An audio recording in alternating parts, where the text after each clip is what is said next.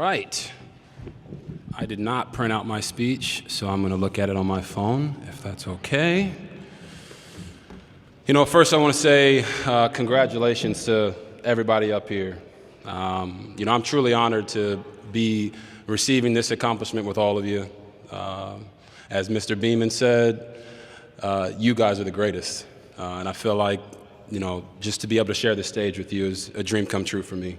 To be sitting between Chris Bosh and Tony Parker is like a dream come true. So that's that. But for me, with this, all the glory goes to God. Having grown up in a family that emphasized faith, I understand where all the great things that have ever come in my life or happened in my life, I know where they come from. To me, it's always been about the people.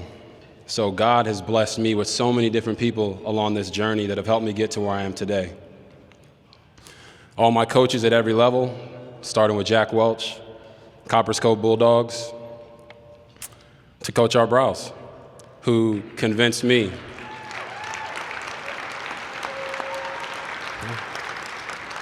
Coach Robert Browse is the one who convinced me to come to Baylor to do something that had never been done before so that we'd be remembered forever. And I think we accomplished that. I want to say thank you to the Washington Commanders, or the Redskins, whichever one you want to call them, for drafting me in 2012 and allowing a childhood dream to come true. And also thank you to the Cleveland Browns and the Baltimore Ravens.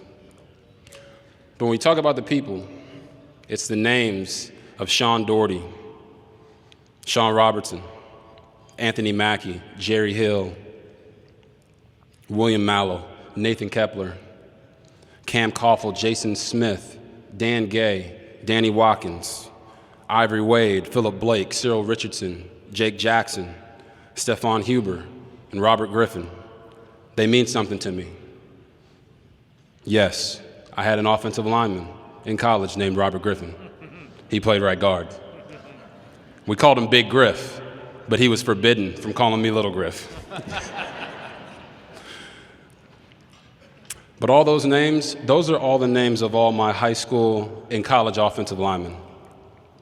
The big fellas always protected me, even though they never really got the shine of a Heisman Trophy winner.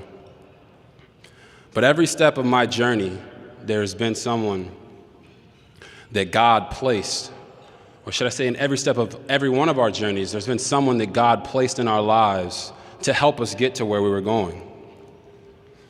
It's always been about the people for me. So I'm grateful for the unconditional love that I receive from my niece, Hope, and my nephew, Baylor. I'm grateful for my agent, Mark Lepselter. You guys might not know this, but he was on me for years to get into broadcasting. And now, because of him, the future is limitless when it comes to TV. Thank you, brother. I'm grateful for being welcomed with open arms to my wife's family and the fact that they traveled overseas all the way from Estonia just to be here today. Thank you.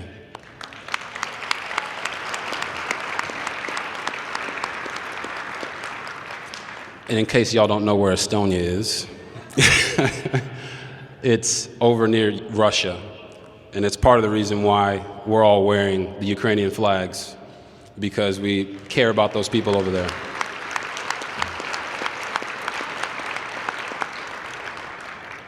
I also have a table here with people, Auntie Joni, Auntie Elise, Auntie Vital. I remember you guys were always there for me and my two sisters and my mom and my dad. So much so that we call you guys auntie. But you're not family by blood, but you're still family. Thank you.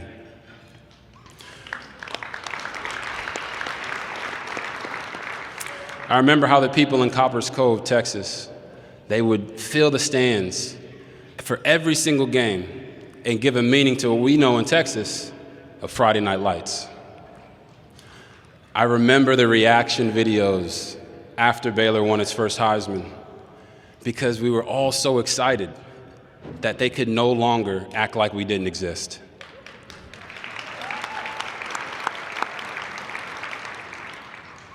I also remember lifelong Cowboy fans, sorry, Mike,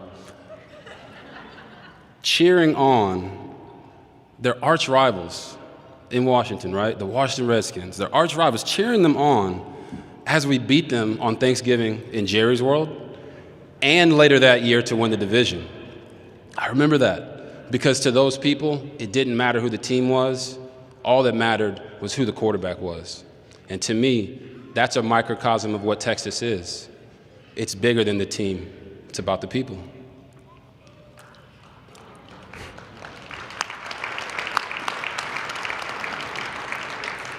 I remember when my sisters, Dejan and Jahan, they found out I was being bullied at the park one time in Olympia, Washington. And I came home, I was crying. Something got in my eye, of course. And they grabbed me by the shirt, and they walked me right back to that park, and they made me stand up for myself. I remember that. They had my back. Thank you.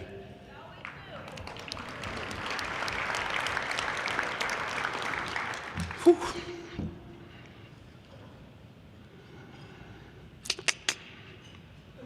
Sorry. I remember when my mom, she took the time and she sat at every basketball practice, every track practice, every football practice, and she filmed every single rep that I took, just so my dad, while he was over in Iraq fighting the war, could watch those tapes and give me coaching points. Thank you.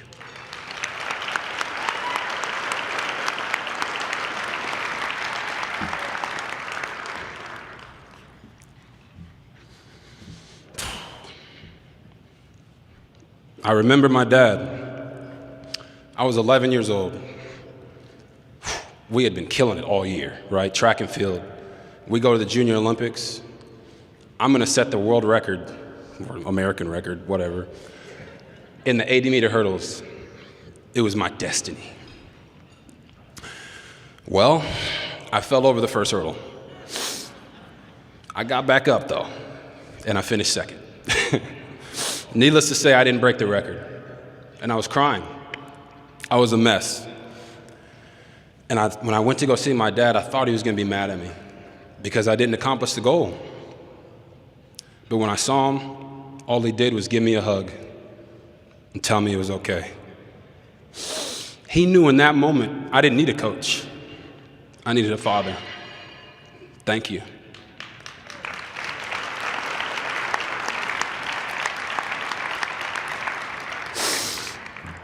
I remember coming home, like all of us do. You have a bad day at work, right? And my 3 daughters, Reese, Gloria, and Gamea, running up to me saying, "Daddy, Daddy." I don't know about you, but that makes all your worries vanish in an instant. Thank you.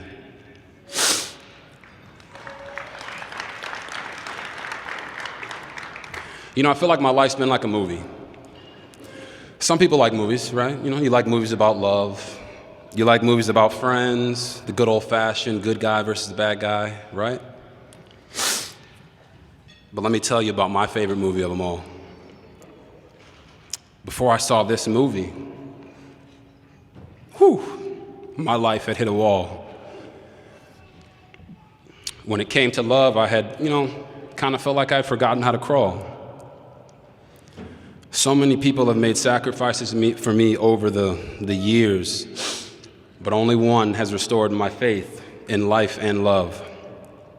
It's my wife, Grete.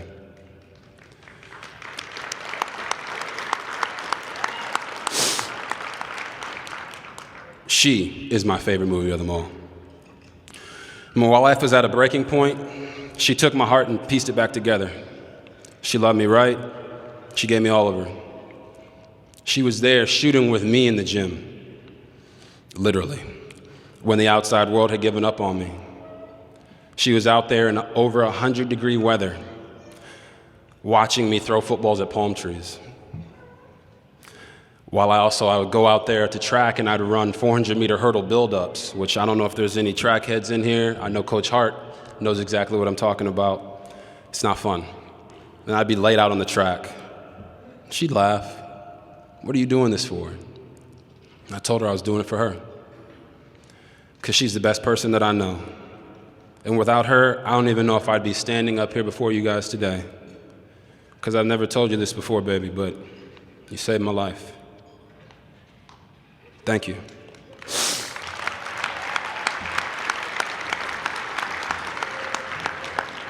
You see, over the course of a very short 32 years of my life, I've learned that it's not about the moments that everyone sees that lead to the highlight reels. It's about what people don't see that gets you there. God places everybody in our lives for a reason, and I'm thankful that He's blessed me with all of you. God bless.